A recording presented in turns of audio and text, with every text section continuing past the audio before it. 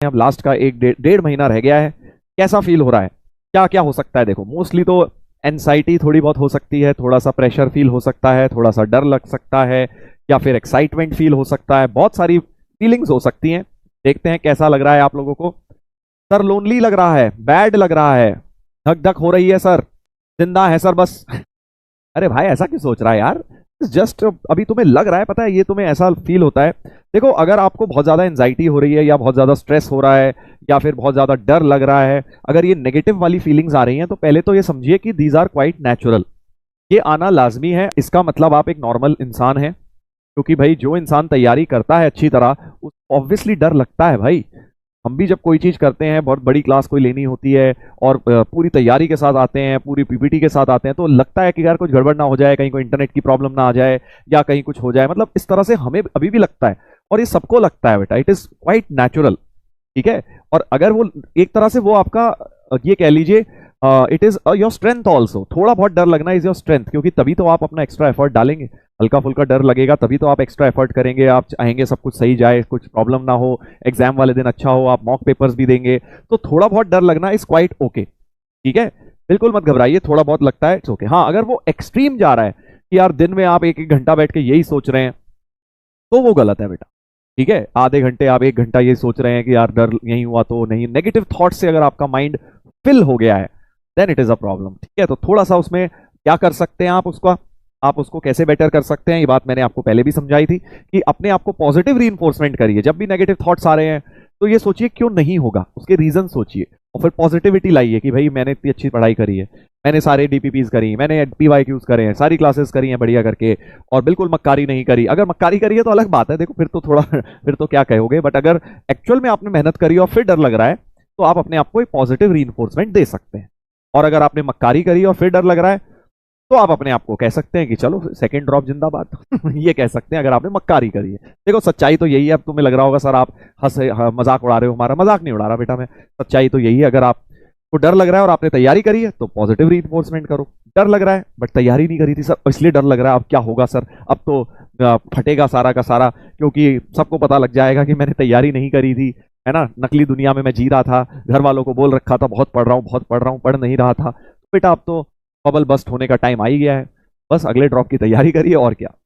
Yes. अरे please don't say बेटा, don't say वाली देख बात नहीं है। कब तक छुपाएगा ये चीज, कब तक छुपाना है, कब तक बबल में जीना है? अगर नहीं तैयारी करी है तो एक ना एक दिन तो बबल फूटना है ना, तो बेस्ट है आज फूट जाए, एटलीस्ट तैयारी शुरू तो कर दे, हार्ड वर्क तो कर ले बेटा उसकी तरफ। ठीक है ना, तो फेक लाइफ मत जियो, मैं आप सभी को यही बोलूंगा। जो भी लोग इस तरह के होते हैं, कई बच्चे मैंने देखा है कि बस टेस्ट वेस्ट नहीं देने सर, हमें अंदर से पता है क्यों नहीं देने, और बहाना बाहर ये बनाते हैं कि हमारा सिलेबस नहीं कंप्लीट, हमारा रिवीजन नहीं हुआ, और पता है टेस्ट इसलिए नहीं देने क्योंकि टेस्ट दिए तो असलियत सामने आ जाएगी कि हमने क्या पढ़ाई करी है। तो अगर आप उस कैटेगरी में हैं बेटा, तो आपको मेरी बात कड़वी लगेगी, बट मैं आपको सच बात बता रहा हूं कि अब आपका समय आ चुका है उस बबल को बाहर निकलने का। अपने पेरेंट्स को या अपने जो भी आपके चाहते हैं जिन, या अपने आप से आप ये प्रॉमिस करिए यार अभी तक मैं गलत कर रहा था, बट अब मैं सही कर रहा हूं, अभी 5 महीने हैं मेरे पास, अब मैं 100% ऑनेस्टी के साथ काम करूंगा और या करूंगी, और हार्ड वर्क करके एटलीस्ट अप्रैल वाला अटेम्प्ट तो मैं बढ़िया कर लूँ। तो that is how you can positively reinforce yourself. But अगर आप अभी भी बबल में जीते रहेंगे, फिर वो बेटा सेकंड ड्रॉप वाला दरवाजा खुल जाएगा, या फिर समझ जाइए। Test strategy, yes test strategy भी डिस्कस करेंगे। थोड़ा बहुत तो मैंने आपको बताया था, वो 4 क्वाड्रेंट वाला सिस्टम, किस तरह से आपको टेस्ट के अंदर क्वेश्चंस को एनालिसिस करना है, और जो इजी एंड नॉट लेंदी है, या इजी एंड लिटिल बिट लेंदी है, या डिफिकल्ट एंड नॉट लेंदी है, उन वालों को ही आपने हाथ लगाना है। जो डिफिकल्ट एंड वेरी लेंदी है उन्हें तो आपने देखते ही छोड़ देना है। वो कैटेगराइज करना कैसे है, उसके लिए खूब सारे पेपर्स दोगे। ठीक है, आई अंडरस्टैंड बेटा, आप घर बैठे पढ़ते हैं, कई बार लोनलीनेस हो जाता है, समझ नहीं आता हम कर रहे हैं सही कर रहे हैं नहीं कर रहे हैं, क्या गलती कर रहे हैं, कैसे इंप्रूव करें। तो I can try and guide you for the best of my ability, जो तो मुझे लग रहा है सही है। रो रो के पढ़ रहे हैं सर अब तो, अरे नहीं भाई, रोना धोना जो करेगा ना बेटा उसका सिलेक्शन नहीं होगा, मैं सही बता रहा हूँ। पॉजिटिव रहोगे तो चांसेस रहेंगे, वरना नहीं रहेंगे। वेरी गुड यार, 75% तो पॉजिटिव ही है देखो अपने बैच में, वेरी गुड। अगर पॉजिटिव है तो आपने क्या करना है, सबसे पहले तो जो आप चीजें कर रहे हैं बिल्कुल वैसे ही करते रहिए। ठीक है, कोई मेजर चेंज लाने की जरूरत नहीं है। हाँ, रिवीजन वगैरह को लाइए उसके अंदर अपने शेड्यूल में, किसी तरह से अपने शेड्यूल में फिर मॉक पेपर्स को लेकर आइए। अब दिसंबर के एंड में आपकी मॉक सीरीज भी शुरू होगी और पेपर्स देने बहुत ज्यादा है। रिवीजन और पेपर, रिवीजन और पेपर, ये दो चीजें एक्स्ट्रा करनी है। बाकी जैसे चल रहा है चलते रहने दो बेटा, ठीक है। जिस चैप्टर के फर्स्ट जेईई मेन में देखो, अगर बहुत ज्यादा प्रैक्टिस नहीं भी कर पाए तो आपको एटलीस्ट पीवाईक्यूज कर लेने हैं। पीवाईक्यूज तो कर लो 5-10 साल के एटलीस्ट सब चैप्टर्स के तो। और ये मत सोचना कि सर ने कल बोला था कुछ चैप्टर छोड़ जाओ। कुछ लोग ना नेगेटिवली ले लेते हैं कि सर ने बोला था लास्ट के कुछ छोड़ जाओ, पूरे छोड़ जाऊंगा। मैंने ये नहीं बोला था। छोड़ने का मतलब ये नहीं होता है कि आप बिल्कुल चैप्टर आएगा मैं देखते ही क्वेश्चन छोड़ दूंगा। छोड़ने का मतलब होता है आपने उस लेवल पर नहीं तैयारी करी जिस लेवल पर आप चाहते हैं। हाँ, बेसिक लेवल पर आपने करी हुई है। जैसे मान लो एक एग्जांपल देता हूं, प्रोबेबिलिटी मान लीजिए आपको लगता है यार मेरा डिफिकल्ट बहुत ज्यादा मुझे टफ लगता है, या फिर मैं नहीं कर पाऊंगा, या अभी समय नहीं है, सेकंड मेंस में करूंगा। एक एग्जांपल दे रहा हूं, तो आप इसका मतलब ये नहीं है प्रोबेबिलिटी सर बिल्कुल छोड़ दिया, आप देखो जीरो, देखते ही क्वेश्चन छोड़ दूंगा, ये नहीं करना है। एटलीस्ट बेसिक लेवल तो कर लेना है, एटलीस्ट क्लास अटेंड कर लेनी है, एटलीस्ट एनसीईआरटी लेवल कर लेना है, ताकि उसका अगर इजी क्वेश्चन आए तो आप ना छोड़े ना। क्योंकि अल्टीमेटली हमारा एम क्या है, इजी फर्स्ट क्वाड्रेंट वाले सारे क्वेश्चंस करने हैं।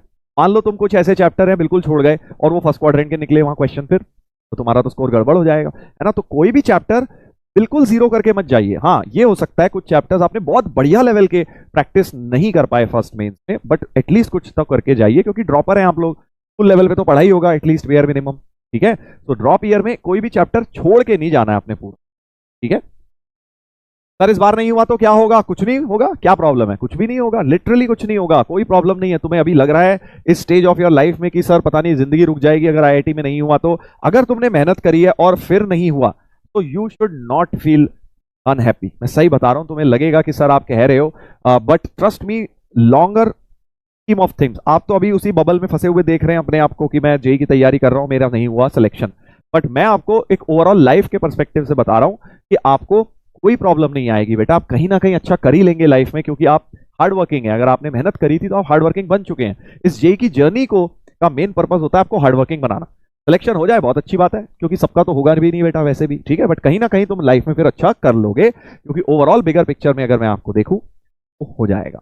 जो हमारे साथ भी लोग होते थे जब हम जेई करते थे तो हमारा तो हो गया, बट ऐसे भी फ्रेंड्स थे जिनका नहीं हुआ, तो क्या आज वो लाइफ में खराब कर रहे हैं? नहीं। जिन्होंने मेहनत उस समय करी, हार्डवर्क किया, ट्राई किया अपनी तरफ से, भले ही किसी के सर्कमस्टेंसेज होते हैं, कोई नहीं 2 साल कर पाया, कोई नहीं 1 साल कर पाया, 2 महीने कर पाया, बट उसने 2 महीने भी करी, बढ़िया करके करी, तो वो आज लाइफ में सेटल्ड है। कोई फॉरेन में कहीं सेटल्ड है, कोई अच्छी जॉब कर रहा है, और इंजीनियरिंग कॉलेजेस थोड़े नॉट आईआईटीज एनआईटीज बट थोड़े नीचे लेवल से करके कर रहे हैं, बट सब अच्छा लाइफ में सेटल्ड हैं, ठीक है। तो आपको शायद अभी ये लगता होगा आईआईटी नहीं तो कुछ नहीं, तो ऐसा नहीं होता है। आप बस हार्ड वर्क के पीछे जाइए, आईआईटी मिल जाए अच्छी बात है, नहीं मिले तब भी कोई प्रॉब्लम नहीं है।